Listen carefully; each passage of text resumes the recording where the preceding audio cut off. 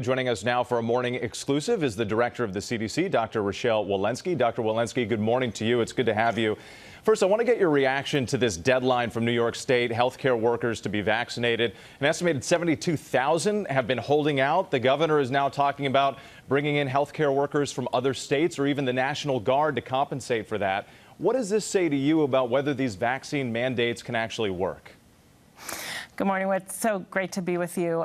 You know, what I would say, I'm a physician, I'm a public health official, I'm not a lawyer, but what I will say is we know that the more people who are vaccinated, the more of the communities that's protected, the less disease that there is in the community. We have seen that these vaccine mandates do get more people vaccinated. So I am enthusiastic about getting more people vaccinated because I think that's good to protect individuals, it's good to protect their own health, their families, and that of the communities around them. But if we're losing healthcare workers potentially in the process, does that actually create a safer environment in our hospitals? It absolutely creates a challenge. What I would say is to have these, to do some work to educate these healthcare workers, to meet them where they are, to understand where their hesitancy is, so we can get them vaccinated and get them back to work.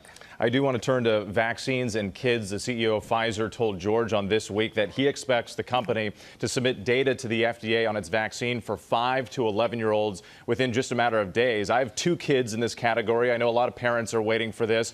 So how soon after that could we see authorization and shots going into arms? We are all enthusiastically awaiting these data. As soon as they get submitted to the FDA, I know the FDA is urgently planning to review these data. It will go from the FDA to the CDC, and we will review it with similar urgency, and I'm hoping in the order of weeks. On booster shots now, you made the unusual decision to go against your CDC advisory committee. On the key issue, some of those advisors argued that there just isn't enough data for frontline workers to be included in this next round of booster shots. Why did you disagree?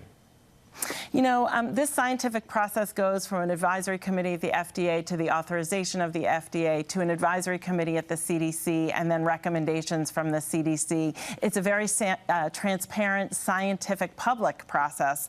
And I listened intently, and after doing so, I fully endorsed the recommendations from the CDC advisory committee for boosters for those over the age of 65, as well as for those with underlying conditions. And then I also endorsed in full alignment with the FDA and many people at the CDC for boosters for people with high-risk exposures, like those who work in occupational settings or in group settings, that live in group settings. And I felt, after listening to all of the science, that that was actually the best move for public health. You said it was a public process, but perhaps head-spinning for people who are trying to follow along.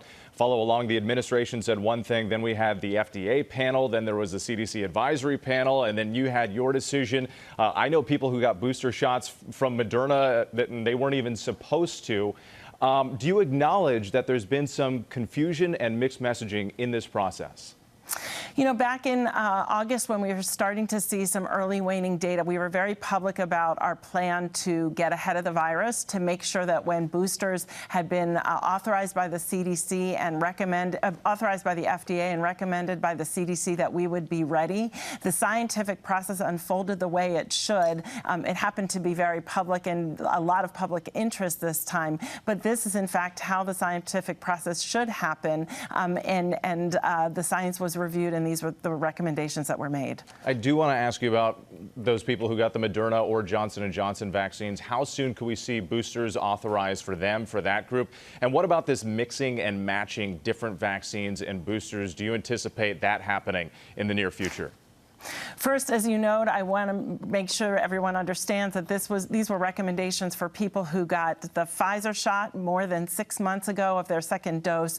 We will, with similar urgency, we haven't forgotten you. If you've gotten Moderna and J&J, we will, with similar urgency, address boosters for those populations, as well as looking at the science and data for mix and matching. I want to reiterate that, you know, this is a very slow wane. There is no urgency here to go and get your booster immediately. You know, walk, don't run to your booster appointment, and we will come and look at the data for Moderna and J&J in very short order. But really, in the meantime, among our focuses now is not just the boosters, but to get those 70 million Americans who are not yet vaccinated. Vaccinating the unvaccinated. Dr. Walensky, thank you for your time this morning. We appreciate it.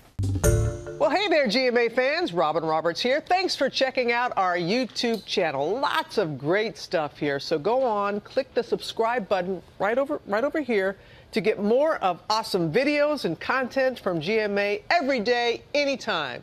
We thank you for watching, and we'll see you in the morning on GMA.